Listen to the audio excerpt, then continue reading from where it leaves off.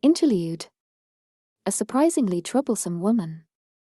Oh heavens! It's wonderful to see you sleeping well and showing a healthy glow of late. But I do wish you'd act a little more grown up. Your bedding is all messed up. How old are you? It's unbecoming. Oh, don't pout. You are hopeless. Isn't revered Archbishop a very important position? You can't just drop by a festival anytime you like. And there's so much to do, cleaning up after the incident with the evil sect, solving those riddles. What in the world were those explosions near town recently? 2 of them, no less. All that noise, how distracting. What is this world coming to? This is why we so dearly need the power of the Supreme God. Act grown up, for our sakes. All right, wash your face, comb your hair, put your makeup on.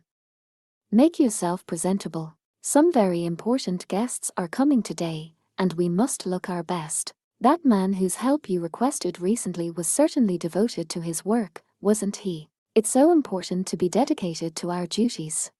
There's that grown-up look. Hee. Yes, this is good. If you have something on your mind, perhaps you could send a letter. I'll gladly pen one down for you. Here, fragrant traditional paper and brand new ink. Yes, that's the spirit. A little fun makes us all the more ready to work. Now, our guests today are... Well, there are 3 of them. You know the ritual taking place during the festival. It seems they hope you write them a recommendation letter to view the ritual of the Earth Mother. Oh, no. I said, don't pout. You'll ruin your makeup. Gracious me. And to think, this is the famous Sword Maiden. Chapter 2. Festival's Eve. Goblin Slayer's day started early. He woke before daybreak, donned his equipment, and patrolled the farm. The pre-dawn hours made for good night vision practice. Particularly once summer was over and fall had begun, the mornings became dark and cold. A time well suited to him and to goblins. In those chilly minutes before the horizon became visible in the distance, he devoted himself to training and vigilance. Eyes on the ground ahead, weapon in hand, he took one careful step at a time. If a goblin appeared at that very moment, he would have calmly and quietly dealt with it. That was how thorough he was, how thorough he wanted to be. Morning. It's a little nippy today, huh? Once the sun came up, his old friend rose to the crowing of roosters. She complained about the temperature, largely because she wore nothing but her underwear and a bedsheet. She leaned out the window, happily exposing her ample bosom. It was no wonder she was freezing. You'll catch a cold. Goblin Slayer hardly looked at her, dispassionately sheathing his naked sword. I'm used to it. I'll be fine. Breakfast will be ready in a few, okay. No, he cocked his head as if listening for something, seemingly thinking to himself. Finally, he slowly shook his head. There's something I have to do first. Oh, really? Please, go ahead and eat. And he considered for a moment, but when he spoke, it was in the same tone as always. I will probably be late tonight. Sure? Okay. Cowgirl pursed her lips with a touch of disappointment, but soon she was smiling again. Be sure to put away your utensils when you're done eating. I will. With a wave, she disappeared from the window. He turned away from her, his gaze settling on the barn. Well, really just the unused storehouse he happened to be renting. He opened the door with a creak and went in. The floor was cluttered with unidentifiable equipment and items. He shoved things to one side or the other to make space. He sat down in the open area he had haphazardly created, removed the sword from his hip, and took out a whetstone. In the thin light, Goblin Slayer could see that the blade was starting to warp, chipped and rusting. It was often said that a single sword could not cut down more than 5 people before it dulled with blood and fat. It was true, but how many times did a world-class chef, standing in the kitchen all day, whet his knife? For an outstanding swordsman, to kill 100 people was essentially the same thing. For what was a sword, really, but a knife for cutting meat? In the heat of battle, it was a different story. Doubly so for crude swords stolen from goblins. To him, weapons and armor were consumables. They could be taken from the enemy if need be. But that was no reason to neglect the care of one's equipment. Goblin Slayer started polishing his sword. He scoured off the rust, beat the blade straight again, and used the whetstone to grind flat the chipped places. In general, people believed that a sword that could bend without breaking was a good piece. But the only thing good about this weapon was the skill of the guild manufacturer who made it. It was clearly a simple work of mass production, not some famous blade. The way it was, he could throw it away without hesitation. Next, he put the sword back in its scabbard and moved on to the next piece of equipment. For better or for worse, he had entirely replaced his shield, armor, and helmet during the events in the water town. He didn't particularly mean to use them forever, but he was grateful for them all the same. As a result, all they needed was a gentle polish and a quick inspection. His boots demanded considerably more attention, though. They, too, were nothing special, the kind that could be found anywhere. That being said, they were important for walking and running through caves and across plains, kicking and crushing enemies. He could hardly stand being mired in normal tracts of mud, let alone a snare trap. He checked the treads of the boots, scraping off any encrusted earth and polishing them. He checked the laces, and if they were fraying, he replaced them with new ones. This alone reduced the chance of taking an unfortunate stumble, and that was reason enough to do it. Next were his socks. Their importance could not be underestimated. They were crucial for preventing blisters and foot problems on long treks over bad terrain or through swamps. His master had had little use for footwear, but that was because his master had been a rear. The small-statured race normally went barefoot, which was to say that their own limbs were the best shoes. If you could go anywhere without making a sound, without ever slipping, you had nothing to fear. Goblin Slayer had always thought this was a skill worth learning. Now, having given his equipment a once-over, he stood slowly. A helmet with dark crimson stain seemed to have fallen from a shelf. It was a piece of old equipment. Goblin Slayer picked it up and put it back in its place. Now his store of items was nicely arranged. It was time to get some farm equipment, too. Letting the whetstone lie where it was, he was about to leave the shed when he saw a figure in the doorway. "You're a hard worker." "Yes, sir." He caught the barest wisp of tobacco smoke in the crisp morning air. The farm's owner was leaning against the wall, puffing on his pipe. He wore a somber expression, and Goblin Slayer bowed his helmet ever so slightly. "Good morning, sir." "Morning," the owner said with the bluntness of a club. "I hear you promised to go to the festival with my girl." "Yes, sir." "As her adoptive father, I'm not sure if I should be angry about that." He spoke with a sour look. Their eyes met. But then he smiled. Goblin Slayer had entirely forgotten what the man's smile looked like, he realized. The owner scrunched up his face, lowered his head, and scratched at his thinning hair. "Not to butt into your business, but, he murmured to no one in particular. "I know you don't mean to lead her on. But, well, don't lead her on." "Yes, sir. I've heard you've got a fair number of women around you." I know. You're not the type to be too affected by that." "Yes, sir. She probably knows that, too.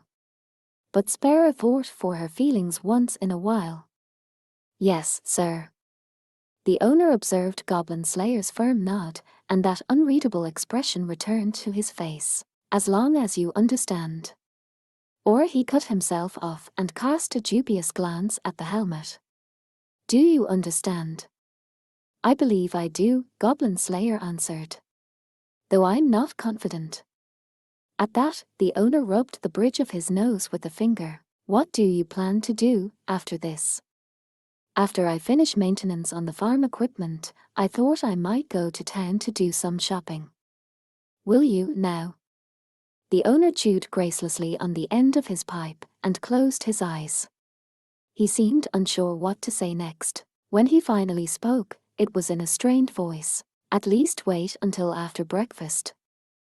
"That girl made it for you?" "Yes, sir." "You've got a day off for once. Take it easy." "Yes, sir." However, he stopped for a moment, almost lost. Time off is something I don't understand very well. Goblin Slayer did not forget to clean up after breakfast. It was underwear, or more accurately, it was armor that strongly resembled underwear. The set included a chest covering, gloves, and a little something for the lower body.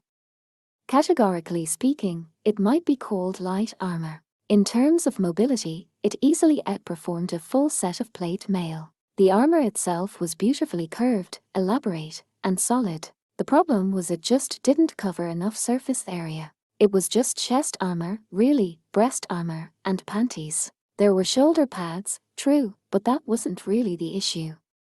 One good hit to the abdomen, and an adventurer's innards would be sunning themselves. It provided no defense against a stab to the back, either, a wound that could easily be critical. Well, in that case, at least the armor provided easy access for the administration of first aid. Or maybe it was supposed to help its wearer focus on not getting hit. But at the end of the day, was anyone really prepared to wear nothing but this over their bare skin? Surely it needed a supplement, a chainmail shirt, some kind of underarmor. It might at least stop a fist. No, that'd never work. Why not? Covering yourself up would hide exactly what makes a woman attract. Female Knight stopped and cast a sideways glance at the grimy warrior standing next to her. Oh. Goblin Slayer. Yes. He nodded. They were in the equipment shop at the Adventurers Guild. There were piles of items all around. In the workshop near the back, the master and his apprentice pounded away with their hammers. Goblin Slayer frequently came to order new items, but this was the first time he had seen Female Knight there. Partly, this was because a knight's equipment, from their beloved plate armor to their swords and shields, did not need replacing often. How could someone like her, who needed serious protection to survive her role in the vanguard, even consider armor like this? Are you planning to switch to light armor? Huh? Me? Oh, no, her usual firm manner vanished as she trailed off and stared at Goblin Slayer out of the corner of her eye. Frankly, seeing you makes me want to give up wearing leather armor. Does it? Goblin Slayer cocked his head. He was the very picture of scruffy chainmail and dingy leather armor, topped by a cheap-looking helmet that hid his face. Of course, the toughness of wax-treated leather armor was not to be sneered at. It was certainly lighter than metal armor, but if well made, it allowed the wearer to remain agile. Helmets were out of favor with young and up-and-coming adventurers, but they did protect against a sneak attack to the head. In combination with the chainmail undershirt, it was perfect for fighting goblins in tight, dark spaces. Couldn't you, Female Knight observed him from top to bottom, trying to find the right words. Polish it a little. Maybe just take those mysterious crimson stains off it. This is deliberate. Goblin Slayer spoke with the same dispassion as always, yet there was a hint of self-satisfaction at his own knowledge. It keeps goblins from noticing my scent. At least keep your body clean. Yes. Goblin Slayer nodded, grave. Or people will get angry at me. Female Knight presumed he was being serious. She raised her eyes to the ceiling as though praying to the gods. She wasn't looking for an oracle or handout, of course. It was just something she did in the heat of the moment. I think I'll quit asking questions while I'm ahead. So, what are you buying today? Stakes and 2 coils of rope. I also need wire and wood. I must replace my shovel as well. Female Knight gave an involuntary groan. Come again. Stakes and 2 coils of rope. I also need wire and wood. I must replace my shovel as well. What kind of adventure do you need all of that for? It's not for an adventure. Goblin Slayer shook his head. It's for slaying goblins. Female Knight heaved a sigh. Of course, but Goblin Slayer was oblivious to her reaction, instead studying the armor with great interest. It looked to him like a 2-piece set of underwear, something he would hesitate to call armor. What is this? Piecemeal armor. In a sense, I guess, female knight said, but Goblin Slayer didn't really understand what she meant. To all appearances, it was considerably more than piecemeal armor, but considerably less than armor. No one in their right mind would wear this on any adventure where they might run into monsters. Well, maybe certain talented fighters could pull it off.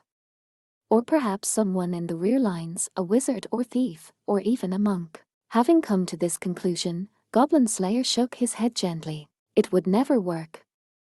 It's adventuring women, you know. Female knight seemed to be trying to answer his objection. But her face was red, and she couldn't quite look at him. She could barely get the words out, very unlike her usual self. I mean, there aren't a lot of interested guys out there. Is that so? Goblin Slayer tilted his head. Female knight, at least, struck him as quite pretty. Her lovely golden hair. Her almond eyes. She had beautiful facial features, too, and her skin seemed smooth. If she put on a dress, she could pass for a noble's daughter, but she only answered, "Yeah, it is." And so it must have been. Think about it. Guy adventurers always end up marrying princesses or some village girl they rescued. So I hear. I cannot speak from experience. Goblin Slayer inclined his helmet slightly. He recalled hearing such stories from books when he was a little boy. The knight slew the dragon and rescued the princess. He took her back to his castle, where he refused the kingship and instead traveled far away. And in a far, strange land, he married the princess and founded a new country. Well, take my word on it. Goblin Slayer had the same serious tone he used when solving riddles. So, what about it?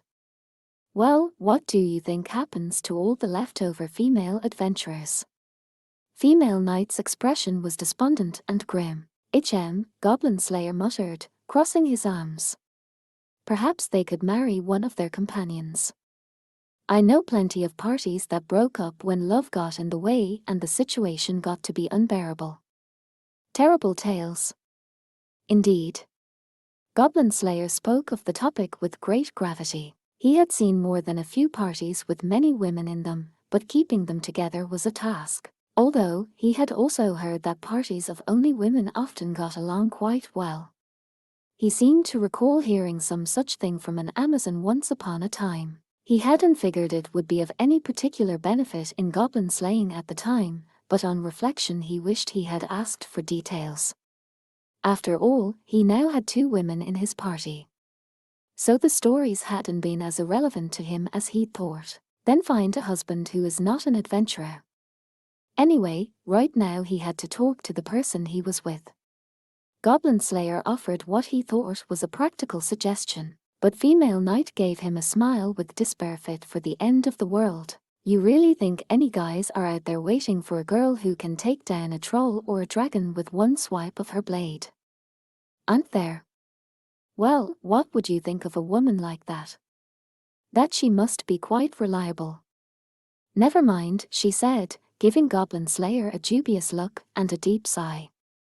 Personally, I don't really have any interest in non-adventurers, but the normally implacable knight shuffled from one foot to the other, unsure where to rest her gaze. Maybe it would pay to seem just a bit less tough. Yes. At this point, Goblin Slayer finally began to put the pieces together. That thickly armored fighter in her party, heavy warrior. Goblin Slayer pictured the chiseled face of a man always taking care of the youngest members of their group. Is it him? Yeah. Female knight answered with the slightest nod, the picture of an innocent girl. Wait, Goblin Slayer let out half a breath. He had always taken her to be older, because of her measured demeanor, but perhaps she was younger than he'd realized. Well, so it went. I thought love among party members made things unbearable. There's exceptions to every rule. I see. Hey, Goblin Slayer.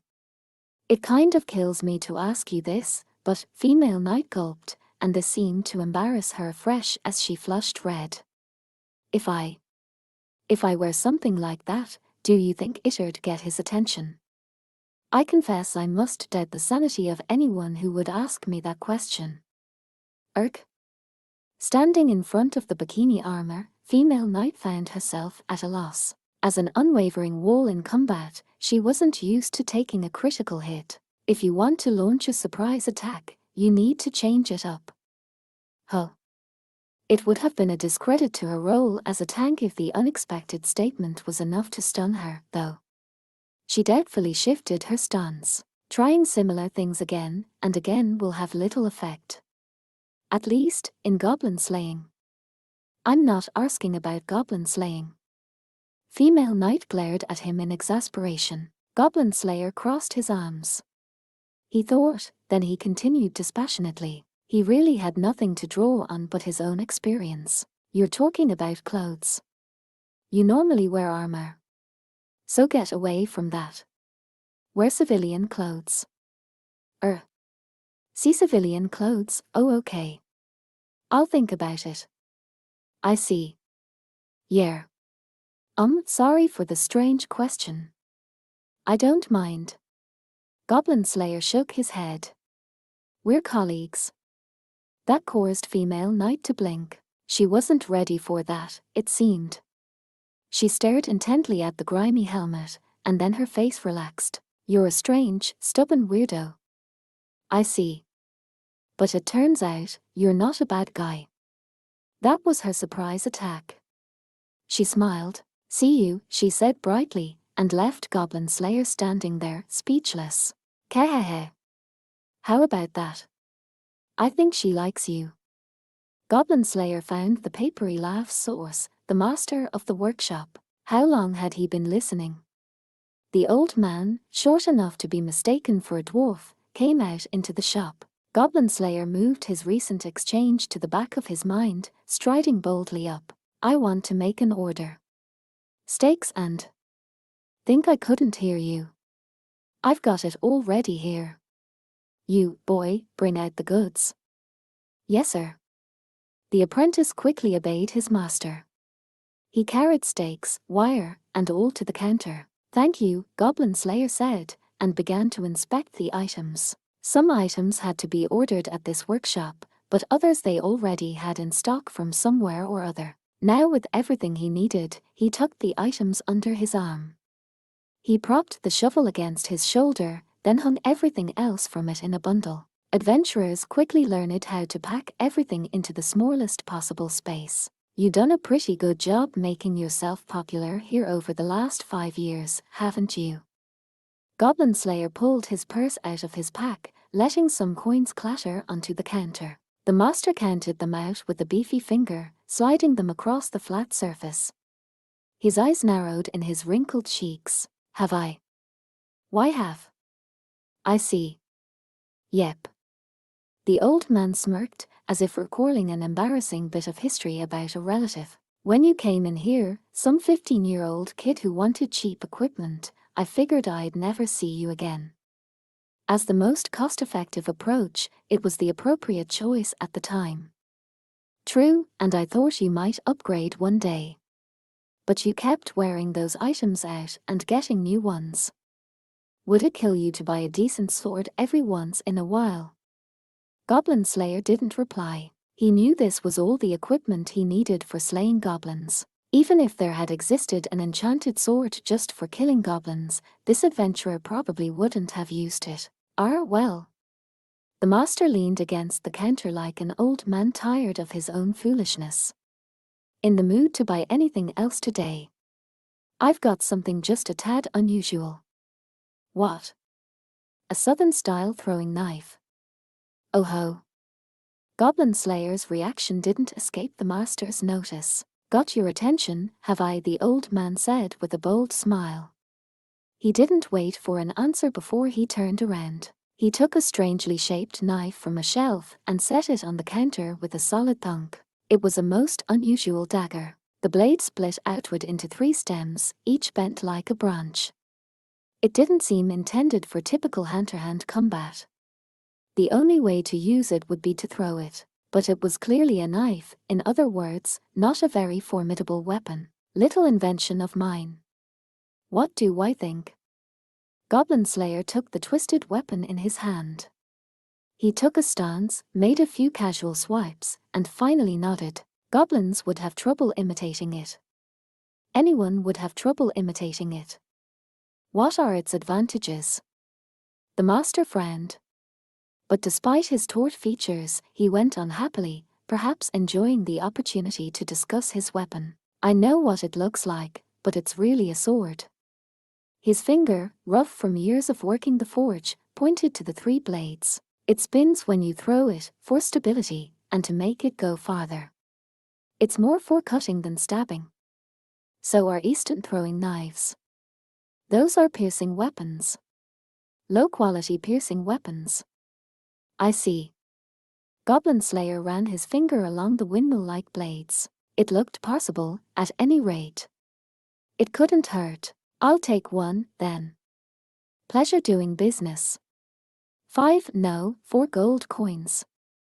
A bit expensive for a throwing weapon, but Goblin Slayer counted it out readily. He lined the brand new coins up on the counter, and the old man took them without even pausing to ensure their quality. This young man, this single-minded goblin hunter, much preferred weapons like this to any legendary armaments. He had been a regular customer here for 5 years, and any shopkeeper who couldn't figure out a customer's preferences after that long would quickly be out of business. And he very much doubted this unusual man was the type to try to pay with counterfeit currency and scrolls.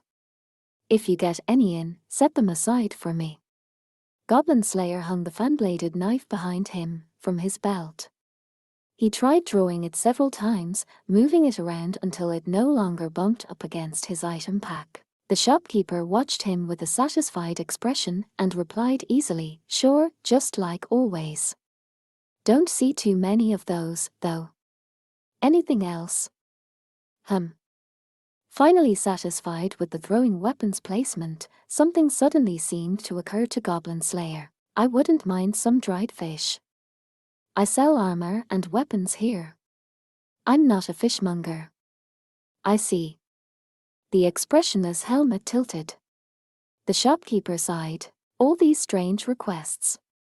Does he really understand? If preserved is all right, I've got some. In that case, please deliver 2 or 3 barrels of them to the farm. Barrels? I told you, this ain't the grocer's. But it came out as a mutter. The old man took out his order book, licked his pen, and wrote it down. Finished with his shopping, Goblin Slayer left the armory with his usual unconcerned stride. He marched boldly to the guild's bulletin board, studying each new quest. All the other adventurers had chosen their quests already. The bulletin board was visible in places where pieces of paper had been removed. Dragon problem. Unexplored ruins. Ogre, what was that? Gathering resources in the forest. A treasure hunt. A vampire in an old castle, he'd heard of such creatures. Exterminating rats in the sewers. Taking out a band of brigands. Periodically he saw words like evil sect, dark gods, demon slaying, and investigation. He searched from the upper right to the upper left, row by row, until he wound up at the lower left. He repeated this 2 or 3 times, then finally reached a conclusion. Nothing today. This was unusual. Goblins could appear anywhere, at any time. He glanced toward the front desk, but saw no sign of Guild Girl. HRM. With the slightest of grunts, he headed for the desk anyway. His metal helmet swiveled left and right, until he spotted a guild employee who seemed to have time to kill. "Hey. What?" The startled employee dropped the book she had been secretly reading behind her ledger. The employee, Inspector, picked up her book like nothing had happened and quickly put on a smile.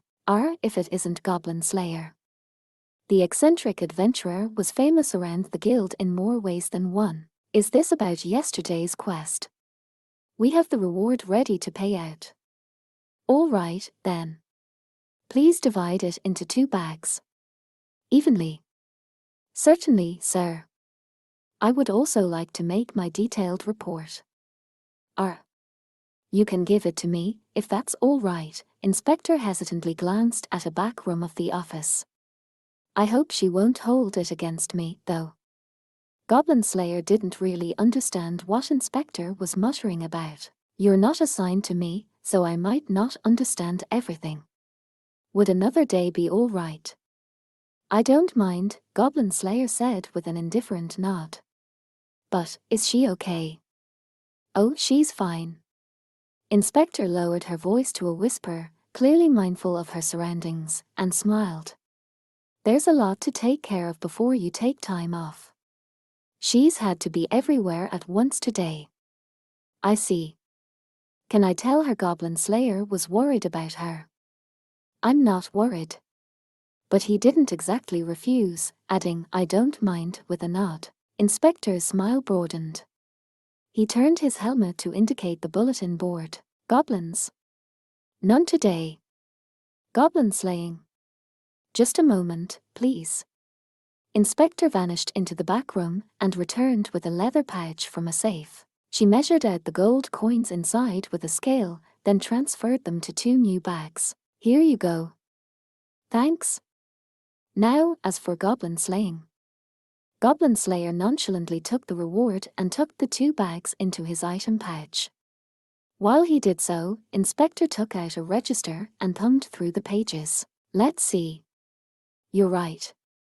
It appears there are no requests involving goblins today. Were there any that somebody else already took? No, sir. It doesn't seem so for today. I see, Goblin Slayer said with something like a low groan. You seem disappointed. Yes. Inspector had spoken light-heartedly, but Goblin Slayer nodded seriously. Very disappointed. Sorry I couldn't help, Inspector said, bewildered by his response. Goblin Slayer turned and walked away. Goblins were thieving, scheming creatures. Though they created crude weapons and tools, it never crossed their minds to make their own food or even their own dwellings. They survived by stealing what they needed. In other words, they were biding their time. Goblin Slayer grunted and shook his head. He glanced around the lobby as he gathered his thoughts. Ugh. My head feels like it's gonna burst. And Guild Girl isn't even here. Silly. It's because you drank too much. There was Spearman, holding his formerly addled head, and Witch, at it as usual. Oh hey, you're back. Geez, how long does it take to buy 1 item? Heavy Warrior said, resting his chin on his hands. Female Knight blushed furiously. Oh, hush. There are all kinds of things I have to consider. Half-elf fighter jumped in playfully. Well, even our beloved knight wants to look stylish for the festival. Wow, really? Or, that's great. I wonder if I should wear a dress or something, too, Druid Girl said, cupping her cheeks with her hands. But Scoutboy quipped at her coldly. You wanna look stylish, huh, sis? Well, you're beautiful on the inside, at least. What did you say? Hey, keep it down, don't shout. Heavy Warrior's party was quite enamored with discussing the festival. Next to them, Rookie Warrior and Apprentice Priestess affected disinterest. Are you just gonna stick to your votive robes? I was kind of hoping to see you in your ritual clothes. Watch it, or I'll lay you out. Yeah, but I mean, it's a festival. I guess maybe I could dress up a little. Really? Woo? Hey, don't make such a big deal about it, you're embarrassing me. The other adventurers were the same way. Everyone brimmed with excitement for the upcoming festivities. Not a single person wasn't looking forward to it. Almost no one, Goblin Slayer murmured within his helmet as his gaze met with an adventurer sitting in the corner. The young man wore a black overcoat, almost defiantly, and watched the adventurers with a glittering gaze. It wasn't unusual. Ambition was necessary to succeed in this line of work. Goblin Slayer began to walk slowly, watching everyone in his peripheral vision. There were always too many things to think about. Always too few clues. And much to do, he thought. Miles per hour. Oh. Priestess came bustling in from outside and all but ran into him. She straightened herself and clutched her cap. O-R-G Goblin Slayer, sir. Her cheeks flushed before his eyes, though he had no idea what she was embarrassed about. He almost expected steam from her ears as he cocked his head. Were you able to sleep last night? Why, yes. I'm fine. Maybe he was just being paranoid. Priestess's eyes wandered from one place to another anxiously. Millimeter, Goblin Slayer grunted faintly. I want to give this to you before I forget. Whoa. Goblin Slayer passed her the coin purse, and Priestess received it with both hands to keep from dropping it. The bundle jangled quietly as she clutched it to her modest chest. From yesterday. Thank you. She put the reward money away carefully, but her thoughts seemed to be elsewhere. Her gaze kept darting to the workshop. Goblin Slayer was quiet for a moment before asking flatly, need new equipment. Oh. He seemed to have guessed right. Now her whole head turned, swiveling back and forth between Goblin Slayer and the workshop. He could not fathom what could be bothering her so. Do you need advice? Priestess's voice squeaked out of her. And no, I don't. I'm just fine, thank you. I see. He left it at that, walking past her. To him, at least, all this was perfectly natural. The guffaw from the old man behind him didn't even elicit a glance back. Maybe the senior was interested in the girl. That shouldn't have been, a bad thing. They say the time before a festival is its own festival. When he went out into town, he heard hammers pounding wood, banners flapping, the breeze blowing. Adventurers weren't the only ones who lived in this frontier town. Young women browsed the stocks of shops, decorated for the celebrations, wondering what to do about their clothes.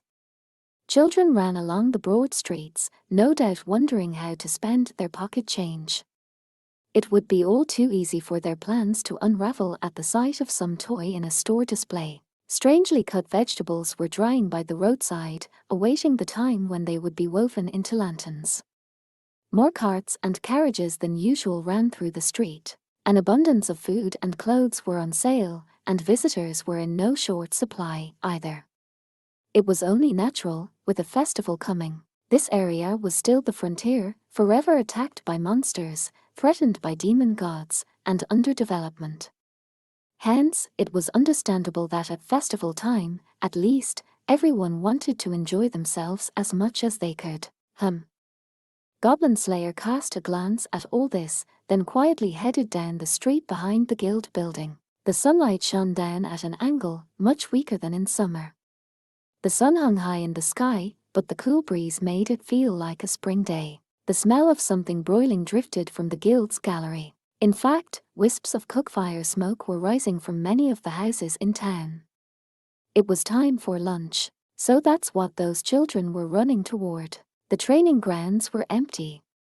Any adventurer on a quest would have set off already, and the rest likely weren't so dedicated to their training as to skip lunch. Perfect. He dipped his head once and headed to a corner of the grounds, where he sat down in the shade of a tree. Then he set down his shovel and untied the bundle attached to it, quickly setting up shop. Stakes, wood, wire, rope, etc.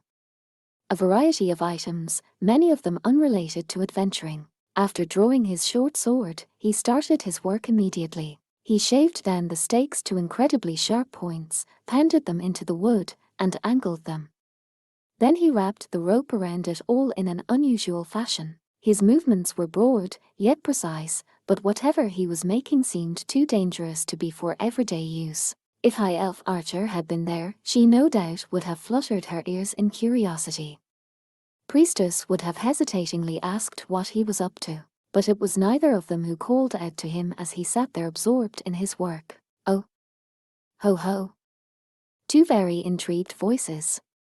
Goblin Slayer raised his helmet briefly. One man shaped like a barrel, another tall and slim.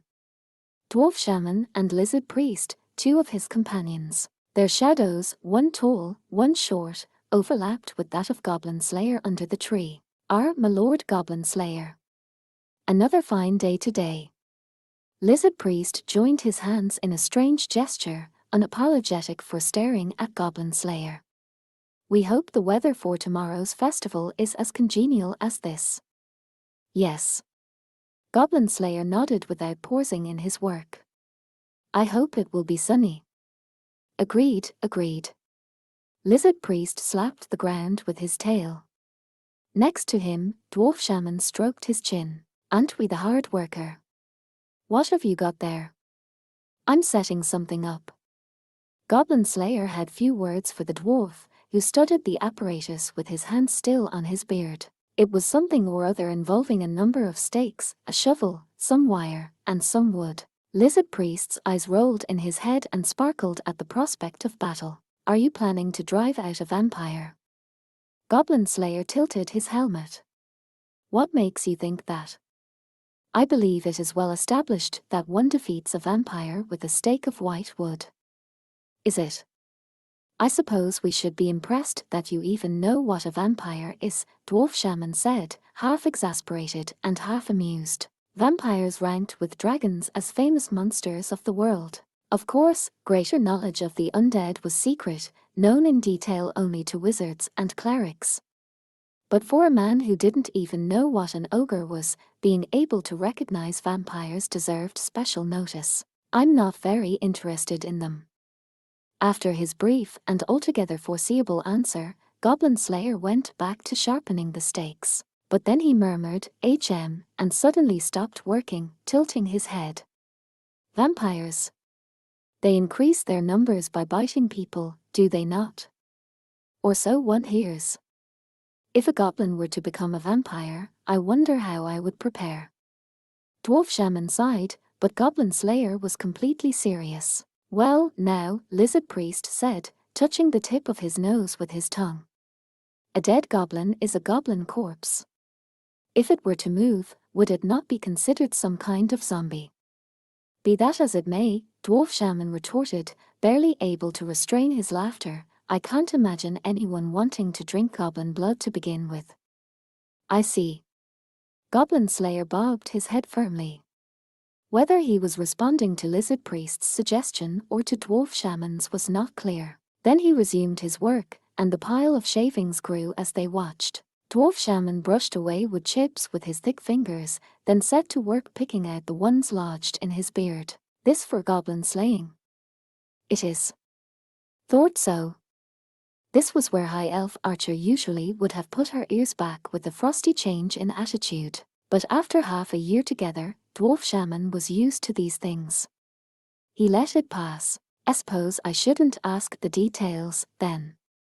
It is impossible to know where goblins will emerge from." "True indeed," Lizard Priest said, his tail swishing gently. "One must be vigilant at all times." "Yes." Goblin Slayer nodded. "They're stupid, but they're not fools." Goblins had no desire to learn, but where they did learn, they could use tools and strategy. Even Dwarf Shaman and his friends had been hard-pressed dealing with goblins that had learned enough to attempt a naval engagement in an earlier adventure. If a strategy spread among the goblins, it meant trouble, but this particular man was very thorough. Dwarf Shaman and Lizard Priest were both, in their own way, professionals of their races.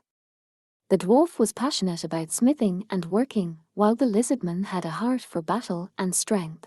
To them, obsession and stubbornness had a kind of beauty. "May we have this spot beside you, then?" Lizard Priest asked courteously. "I don't mind," Goblin Slayer said impassively. "I do not own this place." "Or still polite to ask," the dwarf said. Even as he spoke, he spread out a large cloth and plopped himself down. Lizard Priest untied a bundle he had been carrying, spreading its contents on the cloth. A glance was enough to tell the materials were for some kind of craft, but not necessarily what it would be. He had strips of bamboo, thin pieces of paper in many colors, along with all paper. "Millimeter," muttered Goblin Slayer, not showing the least hint of surprise. "Paper lanterns, no, sky lanterns."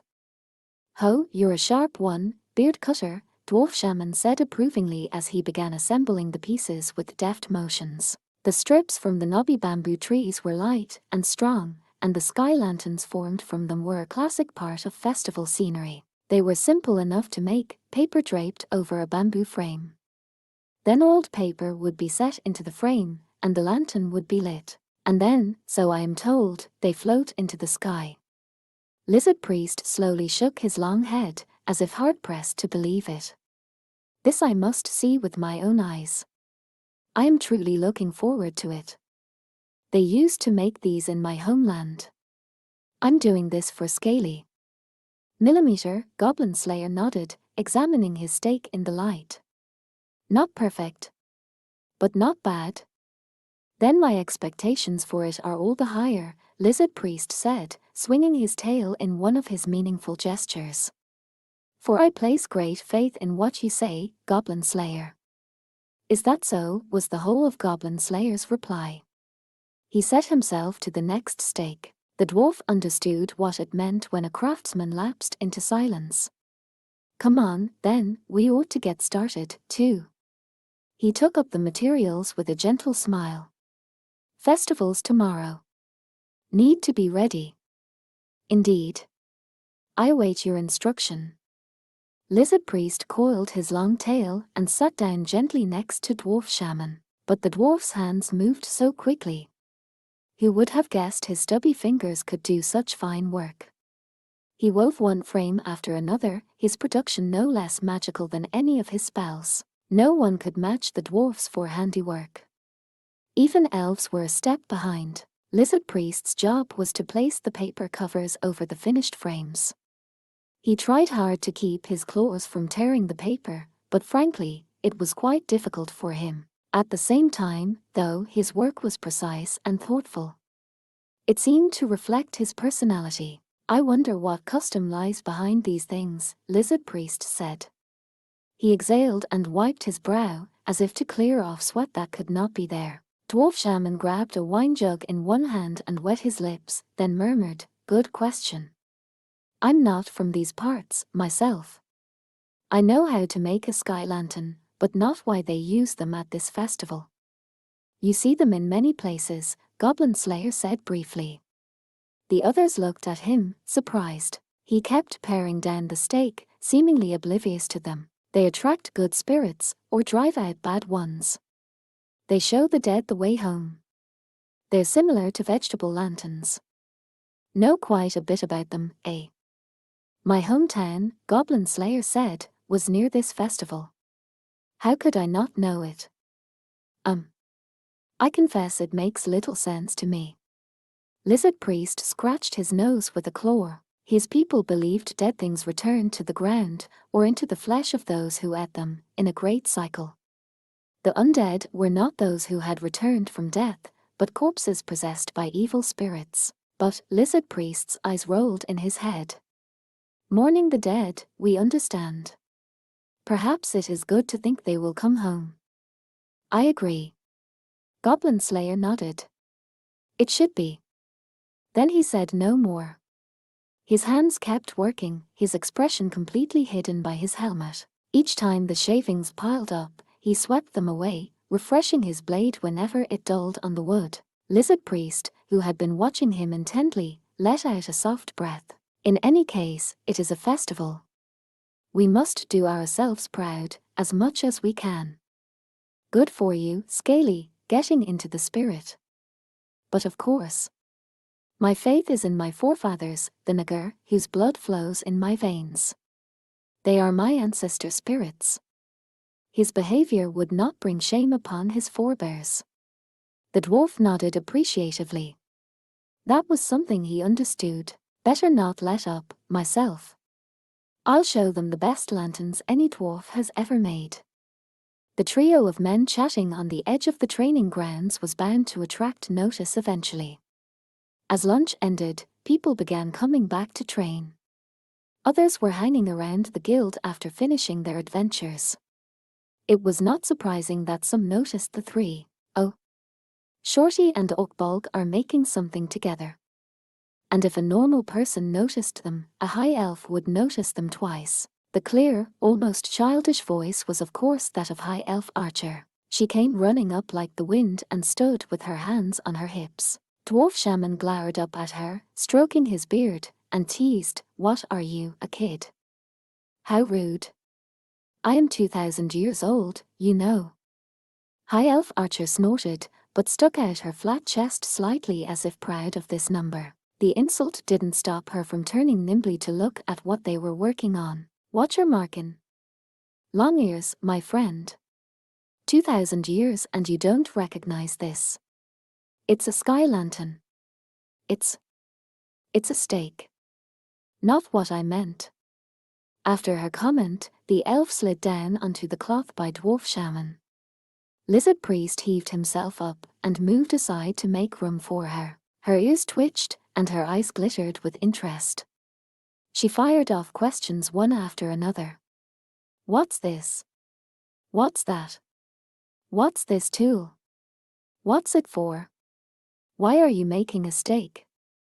"It's for goblin slaying." "You don't say." Her pace was like a whirlwind.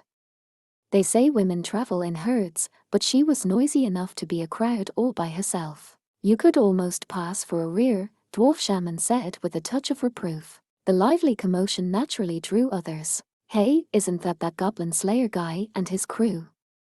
"Oh yeah. Are they getting ready for the festival?" It was Scout Boy and Druid Girl, along with Rookie Warrior and Apprentice Priestess, back from lunch. They were still scarcely more than boys and girls. Festival preparation still filled them with wonder and anticipation. Even for Scout Boy, who had been with Heavy Warrior's party for several years, the annual festival was cause for excitement. "Hey," Scout Boy said, "what's that?" "Don't you know? Those are sky lanterns. I've seen them before." Scout Boy thrust out his chest, eager to boast.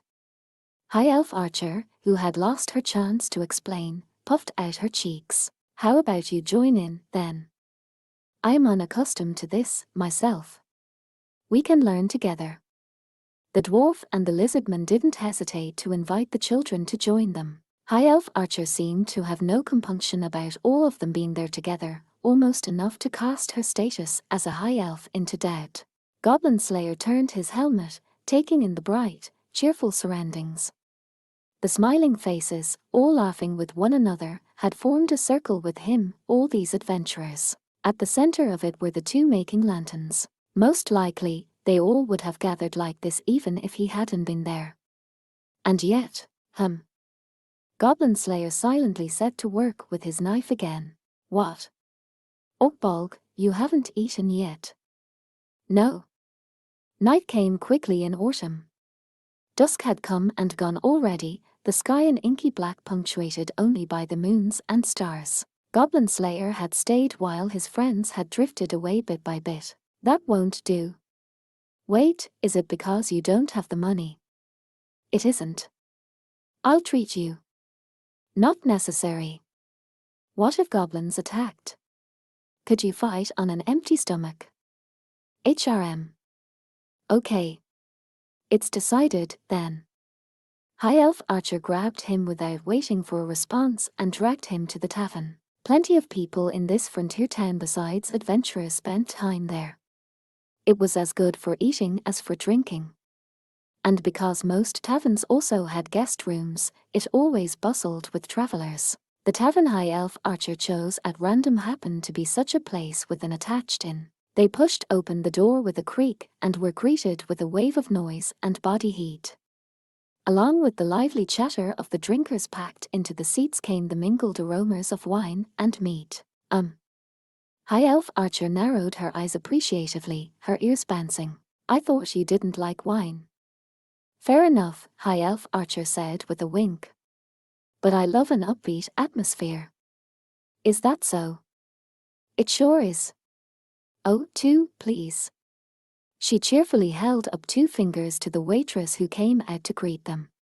Luckily, there were seats available. The waitress, who was dressed in a provocative outfit and walked with a seductive gait, led them to a round table some ways from the center of the room. Goblin Slayer set down his pack and sat, the old wooden chair groaning quietly. High Elf Archer, on the other hand, settled down with the lightness that was the specialty of her people and elicited not a sound from her chair. "Hey, I keep thinking," she said, her thin, white finger indicating Goblin Slayer. "Can't you at least take that thing off at mealtimes?" "I cannot." The helmet moved gently from side to side. "What if goblins attacked? Right here in town? Goblins can appear in town." She gave a tired, helpless smile. It was not difficult to understand her perspective. After all, Goblin Slayer's strange appearance did stand out, even among adventurers, with the grimy leather armor, the cheap helmet, the sword of strange length, and the little round buckler fastened to his arm. Luckily, it wasn't unusual around here to see adventurers who kept their equipment on, even in their day-to-day. However, what's that? An adventurer? I thought it was an undead or something. Yikes, it looked at me. So I wasn't just imagining it. This restaurant was not frequented exclusively by adventurers. And the various travelers there had obviously noticed him. There were only one or two other customers who appeared to be adventurers, sitting in a corner of the tavern where they wouldn't be too conspicuous. One was tall while the other was a diminutive rear. He might have been a wizard, judging from the cloak that covered every inch of skin. His appearance was not that unusual among adventurers. Perhaps discussing a quest, they appeared to be arguing vehemently, though their voices did not carry. High Elf Archer flicked her ears suspiciously, but eventually lost interest. "So," she said, turning her gaze from the two adventurers back to the helmet. "What are you going to do?" "About what?" "About the festival tomorrow. I heard, you know." A mischievous smile played across her face, and she pointed at him. "You're going to spend the morning playing around with that girl from the farm, and the afternoon with Guild Girl, aren't you?" "I am not playing." His response was utterly brief. He fixed his gaze on her from within his helmet. He might have been glaring at her, but his visor made it impossible to tell. "You have sharp ears." "Well, I am an elf." She made a point to twitch the knife-like ears she was so proud of and wore a cat-like grin. "Sounds like she's made plans for your afternoon together, so that's taken care of." "HRM. I just thought maybe you had something to do in the morning, since you're finally going on a date and all." "Is that so?" "It is." "Not yet," Goblin Slayer grunted, shaking his head. "I haven't even thought about it yet." "You're impossible," High Elf Archer said, widening her eyes and kneading her brow as if to relieve a headache. "But at least you're always you, Oakbalg." Her expression quickly changed to one of interest, her ears flitting up and down. "Anyway, what if you take her someplace she likes?" "Someplace she likes?" "Yeah, or do something she enjoys." "You've known her a long time, right?" This time it was Goblin Slayer's turn to seem perplexed. High Elf Archer nodded with satisfaction. "Also, you have to say more than just "I see, that's right, is that so, yes, and no." "HRK." High Elf Archer ignored the gulping Goblin Slayer, turning her attention to the menu on the wall. What to order," she said, in a tone that expressed her joy clearly even without the help of her ears bobbing along. Her purse must have been bulging with the earlier day's reward. Left to her own devices, she would probably have burned through it in a flash. "Anything you want to eat, Oakbalg." "Anything is fine," Goblin Slayer said quietly. "You're paying. Get whatever you like." "Sheesh. I can't tell if you're trying to be considerate or what." "It's my nature." "Yeah, I know." High Elf Archer sighed, but her annoyance lasted only a moment. "Excuse me." She waved to a waitress, then proceeded to request a large swath of the menu. She started with a wild green salad of some sort, and when she found out there was a top-quality grape wine available, she didn't hesitate to add it. At this point, Goblin Slayer could not help breaking in. "I will not be able to see you home if you get drunk." "Urk," she said, her ears trembling as if this were completely unexpected. I can't believe you think I would get too drunk to walk. Wouldn't you? That only happens on very rare occasions. She sniffed, but Goblin Slayer continued in a clipped tone, I have things to do after this. Sigh. She turned her head away as if disinterested. The servers wove their way through the crowded restaurant like adventurers dodging traps. Her eyes followed the steam rising from the plates they carried, until her gaze found its way back to Goblin Slayer. You need any help? No. Goblin Slayer shook his head, then after a moment's thought, spoke again. I'm all right for now. Then they fell silent, making no effort to talk until the food arrived. To the other customers, the silent adventurers were just one more strange part of the scenery. The food that finally arrived included soup, bread, and cheese. And wine. The steaming soup was grain-boiled in sweet cream. The hard, black bread could be dipped in the soup to soften it up. The moist cheese was salty and savory for an excellent accompaniment to the soup. I bet I know someone who'd like this place. High Elf Archer laughed, prompting an indeed from Goblin Slayer. Not that dwarf, though. I'm sure he'd complain about the wine tasting like water or whatever. Guaranteed. You mean fire wine? Goblin Slayer gulped some of the wine through his visor. It's a good tonic and a good fuel. Also useful as disinfectant. I assume you're not joking. But that stuff is not fit for drinking. She giggled, her laugh ringing like a bell. Oakbalg. That reminds me. She pushed her plate aside, leaning in so her face was close to his. She appeared cheerful, but her voice was strained. What? Today. Did you know that girl did some shopping at the workshop? Yes. That girl was likely priestess. Goblin Slayer nodded. Well, what do you think of the equipment she bought? This time, he shook his head. Through the very slight haze of the wine, he pictured her from that afternoon. He poured some water from the carafe into his glass and took another gulp. I didn't ask. Oh, really? High Elf Archer blinked, muttering, unusual, in surprise as she played with her glass. Well, maybe I should keep it to myself, then. You wanna know? If you want to tell me, then I'll listen. If the question was whether I wanted to, I'd say I do. But she really didn't say anything to you. No. I'll keep her secret, then, High Elf Archer said with a wink. This was not a typical elfin gesture. She had picked it up from living in town.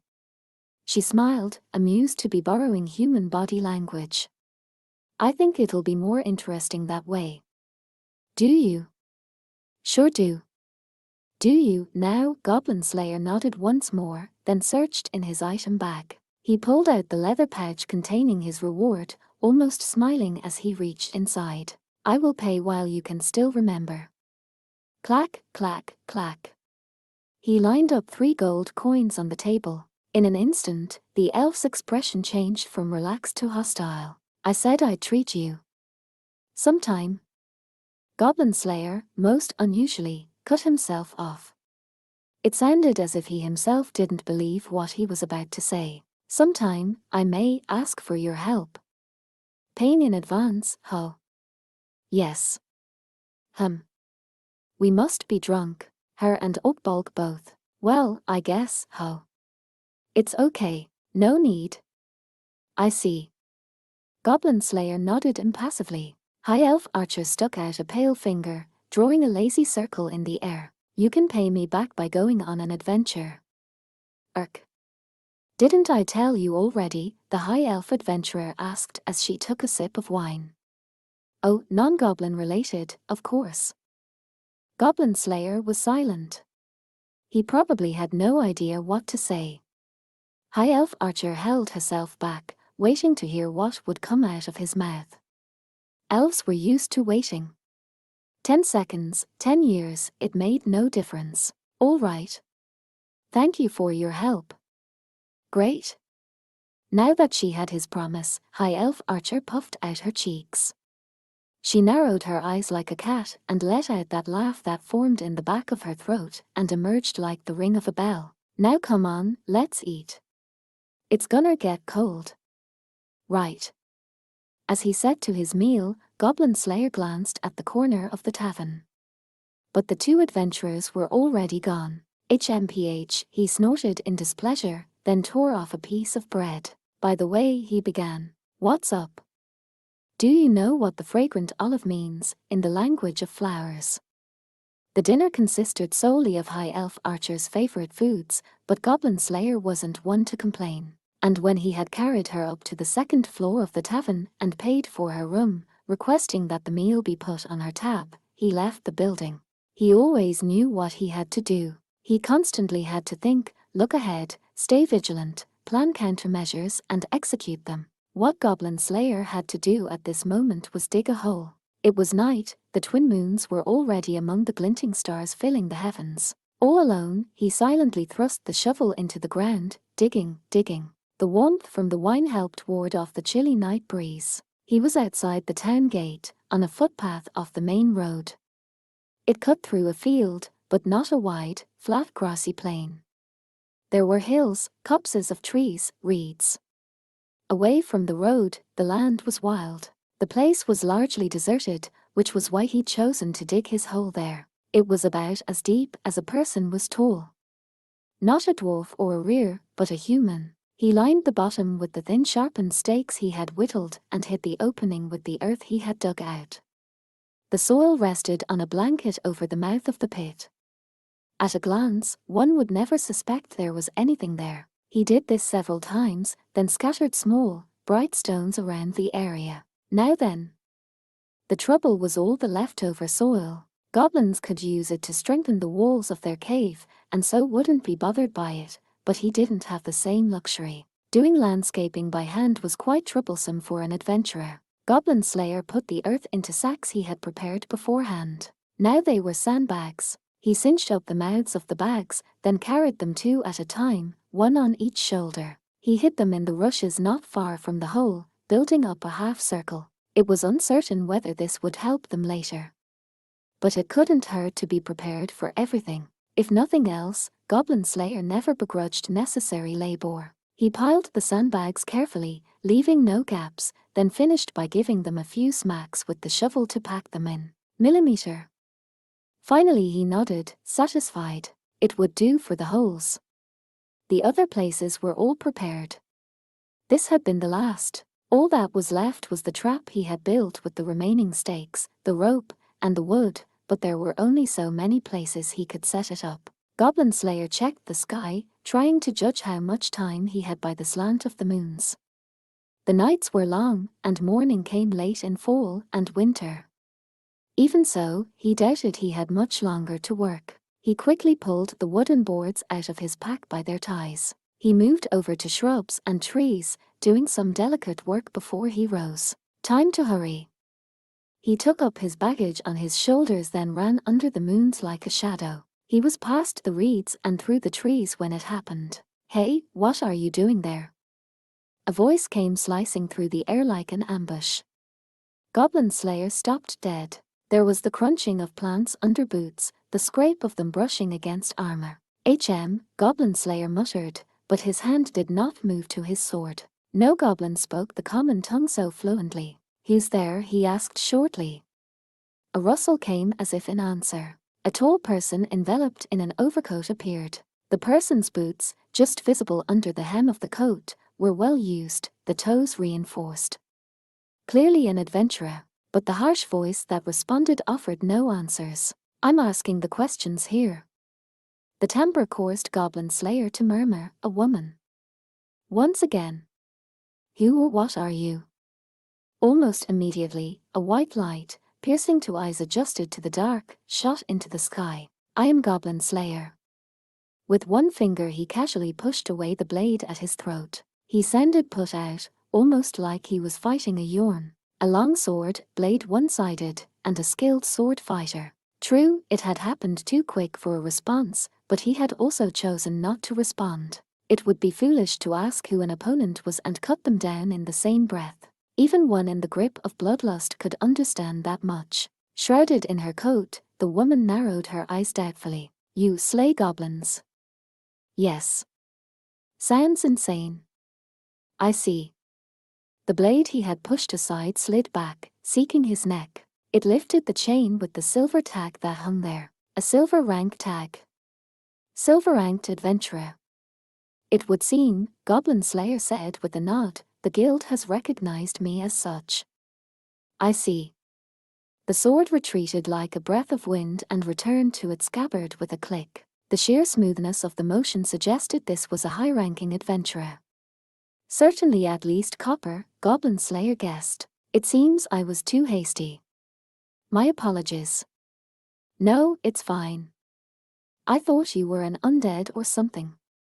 The woman sounded awkward as she apologized, but her tone had softened. Goblin Slayer shook his head gently.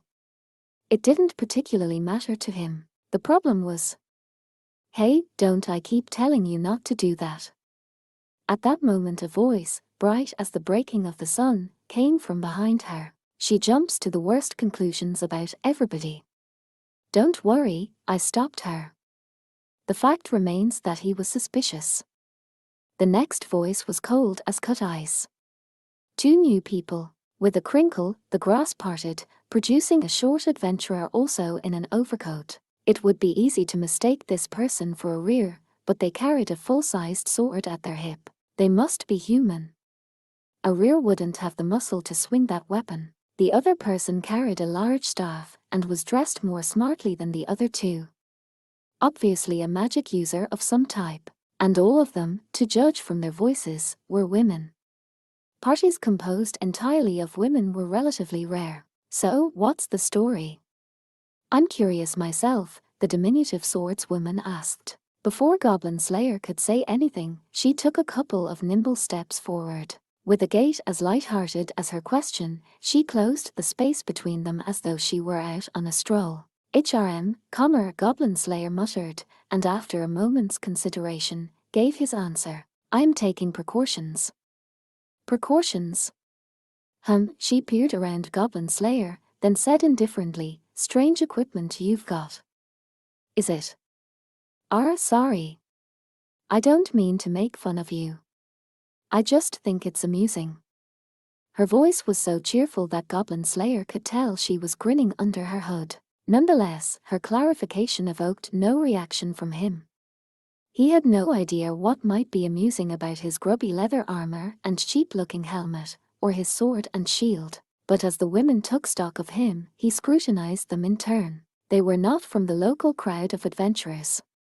And they were not goblins, of that, at least, he was sure. I don't think he's involved.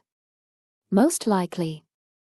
After a time, the adventurer with the staff spoke in her frigid tone. Frankly, I can hardly believe someone this weird even exists. I suppose so. Granted he hides his face and skin, but I agree this seems a bit much. The response came from the first woman. Her sword still in its scabbard, she continued in an oddly boastful tone, I saw the difference in our abilities. He won't be a problem. You think? If you say so, I guess it must be true. The girl, who had cocked her head while her companions discussed, ended by clapping her hands. Well, mister, sorry to bother you. It's fine. Goblin Slayer shook his head slightly, then set his cargo on the ground. Did you come to see the festival? Huh. Oh, well. I guess so. It's just near here, right? Yes. Goblin Slayer nodded. This is the town that will hold the Harvest Festival. Then, after a moment's thought, he added, if you need an inn, you had best get one soon. Oh wow. Okay. I see. It's pretty late now. We'd better get going. Sorry, she added one last time, and pattered lightly away. The other two hurriedly collected themselves as she slipped farther and farther away. She's always. We shall take our leave of you, then. Apologies for the trouble. Sorry. The other two followed the departing girl, melting away like shadows. Goblin Slayer, now alone, simply muttered, "HM." He had placed a small stone where the short swordswoman had stood just a moment ago. As he recalled, it was the exact spot where he had dug and concealed a hole. Was it martial training, the way she walked, magic, or simply luck? He didn't know. And speaking of things he didn't know, he couldn't determine why the women had been using this footpath and not the main road. But thinking about it brought him no answers, so he simply dismissed the question. They were almost certainly just adventurers who had come from elsewhere to see the festival, and they were not goblins. That was enough. Still, he had felt sure that people would not come through this area. I'll have to pick my places even more carefully. There was much to do, and he always knew what must be done.